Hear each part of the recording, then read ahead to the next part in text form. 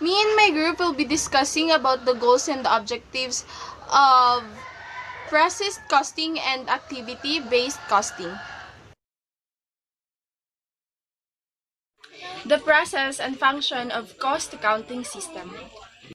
The concept of equivalent unit of production. Assigning the total cost to complete unit and units in process. Activity-based costing system goals. To express incomplete unit in terms of completed units. To give accounting treatment to process losses such as waste, scrap, defective goods, and spoiled goods. To differentiate the main product from byproduct and joint product. To give accounting treatment to joint product and byproduct. To calculate the cost main product accurately. I'd also like to introduce to you the definition of process costing. From CIMA London definition, process costing is that forms of operation costing which applies where standardized goods are produced. And also that process costing identify two types of losses. The first loss is normal loss or what's so-called uncomfortable loss. The second one is the abnormal loss or avoidable loss. Process cost accounting is a term used in cost accounting to describe one method for collecting and assigning manufacturing cost to units produced. A processing cost system is used when nearly identical units are mass-produced. Process costing is a form of operation costing which is used when standardizing homogeneous goods are produced. This costing method is used in industry like chemicals, rubber, and shoes. Also used in the assembly type of industries.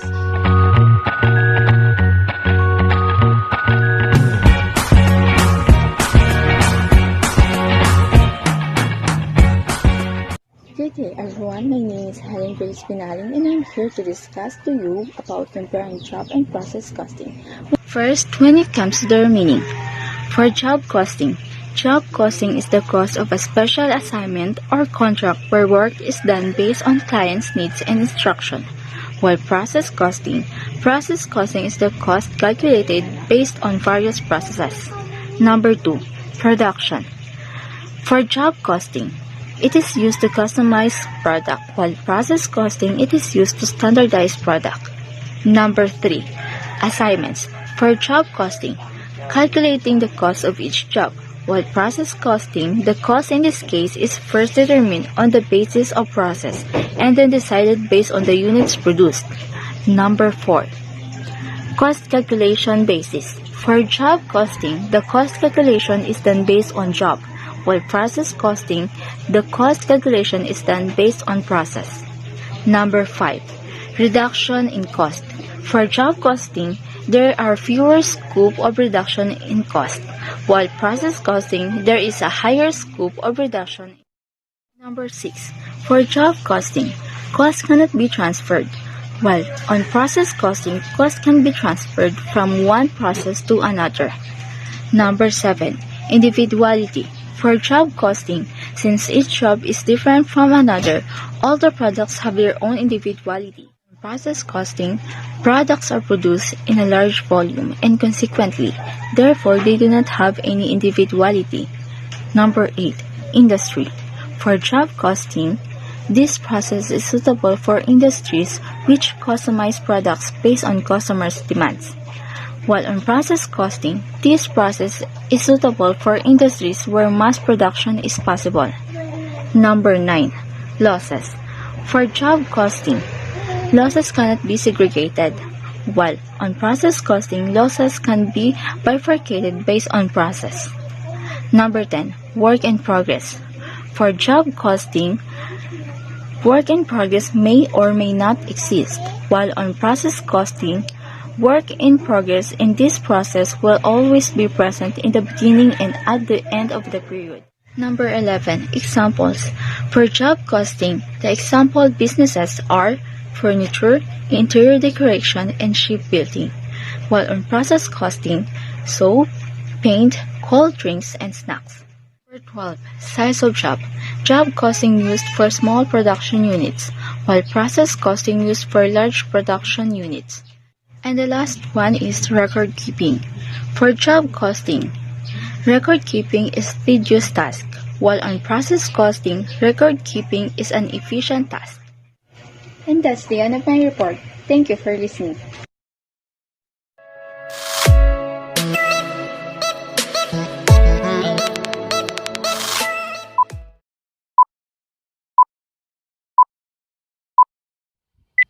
Our topic for today is about job costing flow. So, the basic flow of cost in a job order system begins by reporting the cost of material, labor, manufacturing overhead.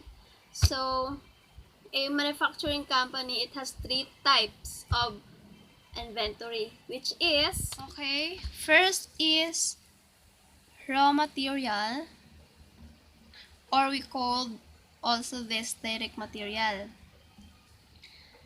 Next is work in process, or WIP. Last is finished goods.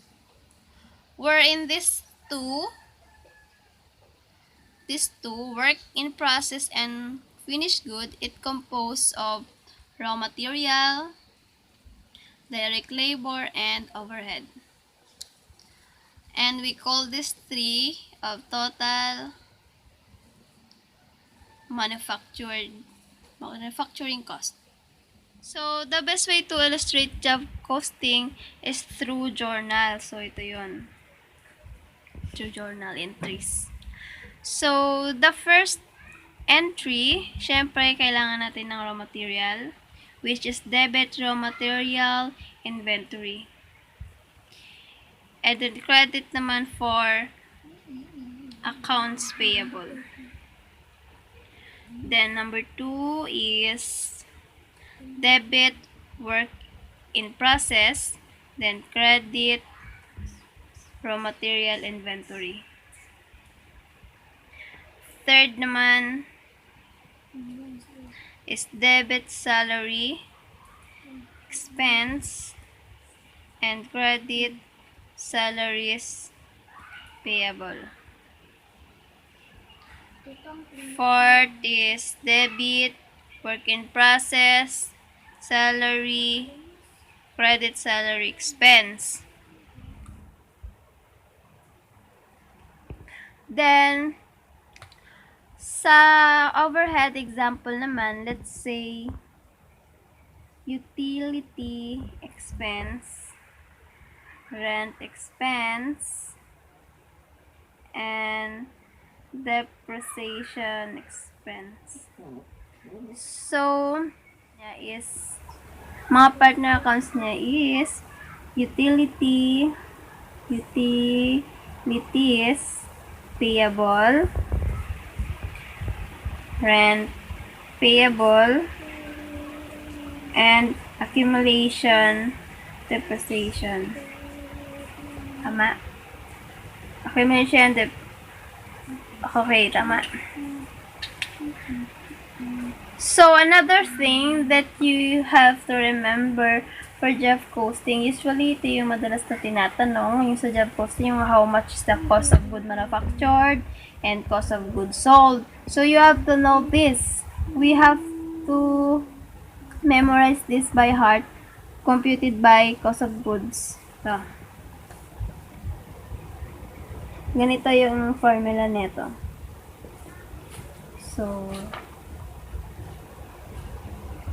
So, direct material used plus direct labor and overhead. If you add these three, you get total manufacturing cost. Then, take note this itong use na to, this is use not purchase because it's very important pag ginagamit natin yung sa use. So, next is plus work in process beginning,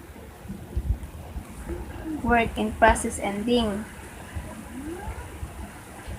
So, cost of good manufactured. Next is finished goods beginning minus finished good ending.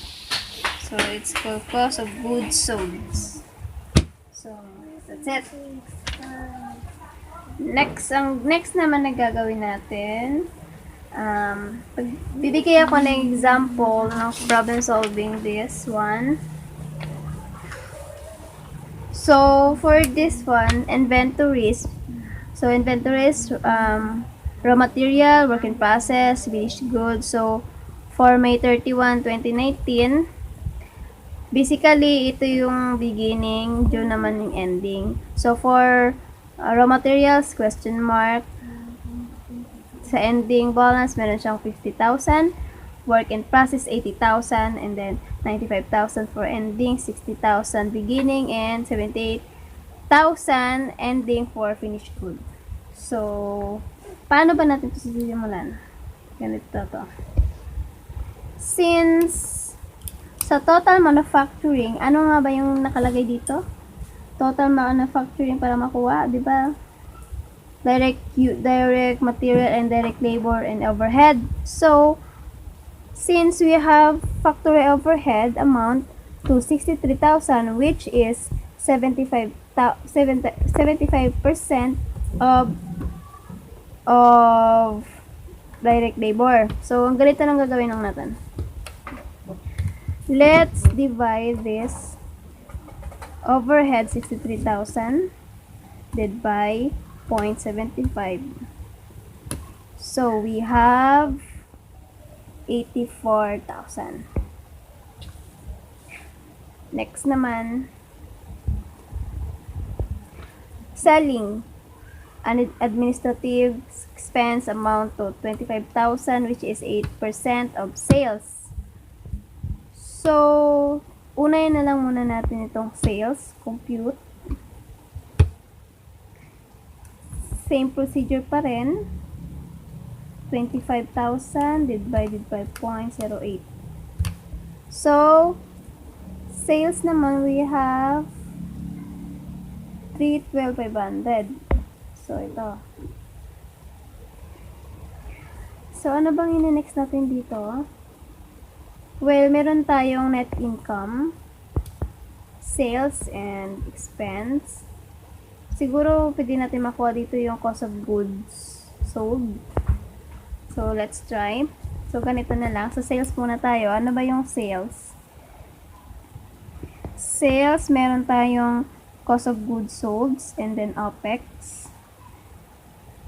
was net income. So, since sales natin, nakuha na natin, lagyan natin dito, 312,500. So, OPEX is 25,000. Ito yon.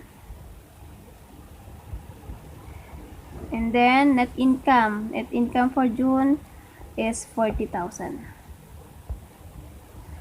So, yan. Then, para makuha natin yung 40,000, ang gagawin lang natin is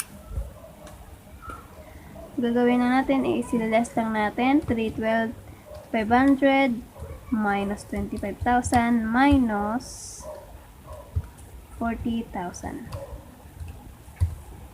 Okay. So, we have 247. So, we have 247,500. Okay. Okay, since nakuha na natin itong 40,000, well, we have the cost of goods sold. So, meron na tayong sagot for number 3. 247,500. So, as you can see guys, to recall the formula, lagi ako nagre-refer nito. Ito, since cost of goods sold, ito agad yung na-compute natin. And then, pinapahanap din tayo ng raw material daw. Raw material. So, it means, from cost of goods sold, mag-work back tayo. to get the direct material use. So, ganun yung pinapagawa ng problem. Hindi tayo pwedeng mag-start ng raw material to cost of goods sold. So, yan, mag-work back tayo. Mag-work back to, to cost of goods sold to raw material, alright?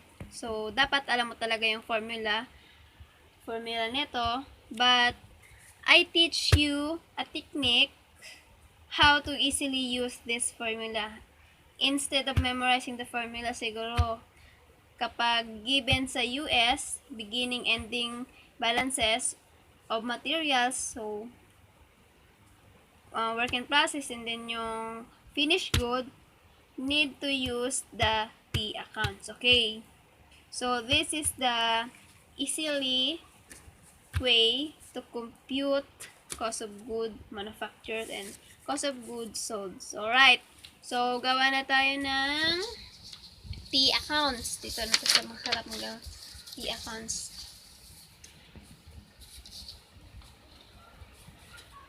Okay. Gagawa tayo ng T accounts ng raw material. Okay. Work in process. And finished good.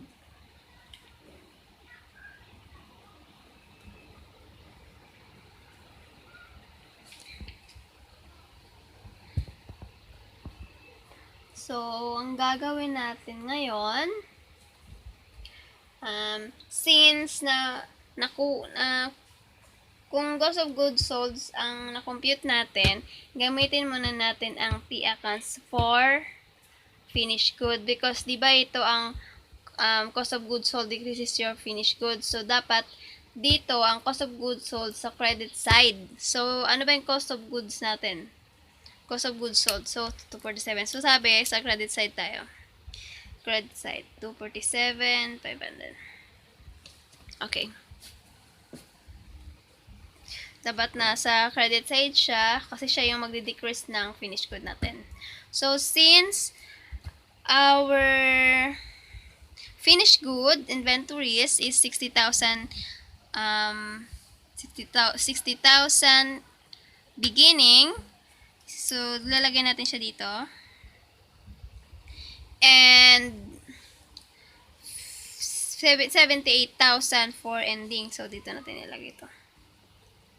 Okay. So, ang gagawin lang natin, let's solve this. X. So, ganito lang siya mag-solve.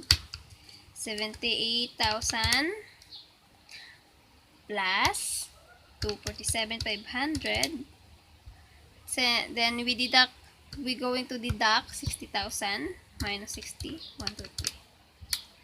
We have 265,500. Okay. It is actually your cost of good manufactured. So, ito na siya. So, ibig sabihin, meron na tayong sagot. Number 2.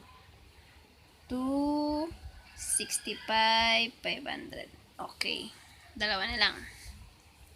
Next natin is work in process. So, let's go to work in process inventories that we have 80,000 beginning balance and then 95,000 beginning balance. So, ilalagay natin muna ng 80,000 dito sa taas.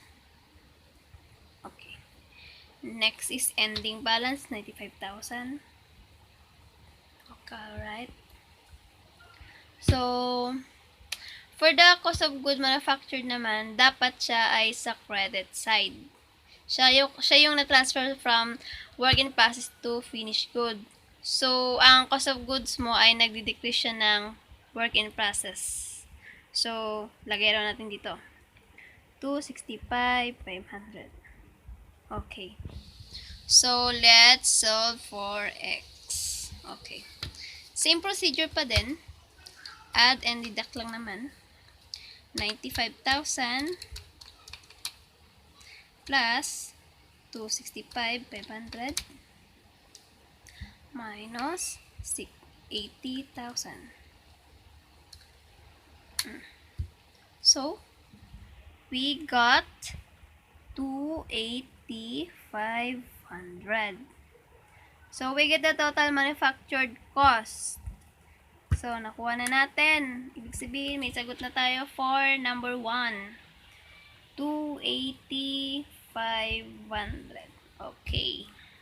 Very good. And last naman,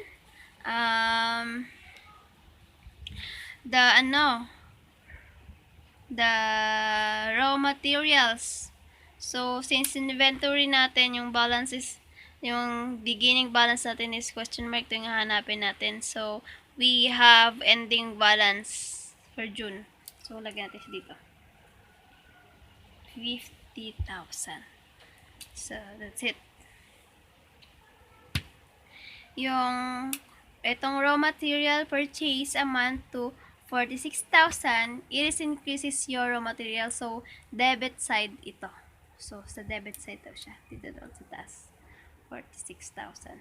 So, we need to know how much yung use ng raw material. So, yung total manufacturing cost na 280. Itong 280 daw, ito. 500. Yan. So, it is composed for tatlo to, di ba? Ating overhead and the direct labor and DMUs. Okay? So, since overhead, nakuha na natin. So, ito since nakuha na natin ang overhead, we have 63,000. Am I right? Overhead is 63,000. And for direct labor is 84,000. Okay. So, dapat yung tatlo na to, pag inad natin, same pa rin dito sa cost of good manufacturing cost natin. Okay. So, let's try. So, ang gagawin lang natin, less lang natin. 280, 500, minus 63, minus 84. So, we have 133,500. So, take note guys. Itong DMUs natin, itong 133 siya yung DMUs natin. So, meaning, na-charge na natin ito into work in process. So, dapat magbabawa siya ng raw material. So, gets? Ito na yan ha. So, add lang natin yung